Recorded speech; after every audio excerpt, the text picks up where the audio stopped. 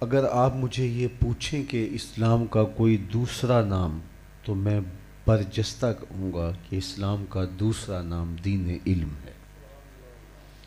وہ دین جس کا آغاز ہی اقرا سے ہوتا ہے، اور اللہ کے محبوب اس بات پہ ناز کرتے ہیں، انما بعثت معلما، میں معلم بنا کر مبعوث کیا گیا ہوں۔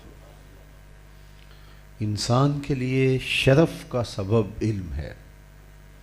ہمارے مناطقہ نے لکھا کہ انسان کے لیے جو فصل ممیز ہے وہ نطق ہے، کہ وہ اپنے مشارکات سے جو ممتاز ہوا ہے وہ نطق کی وجہ سے ہوا ہے، بولنے کی صلاحیت رکھتا ہے، اس لیے حیوان ناطق ہے، تو وہ اپنے مشارکات سے امتیاز پاتا ہے بوجہ نطق۔ اور ہمارے مناطقہ یہی فصل ممیز قرار دیتے ہیں۔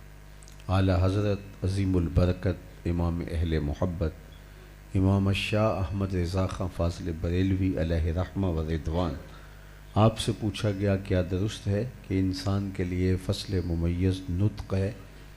تو آپ نے فرمایا کہ یہ درست ہے کہ انسان ناطق ہے اور حیوانات سے ممتاز ہے، لیکن انسان کا جو امتیاز ہے وہ نطق نہیں ہے، وہ علم ہے۔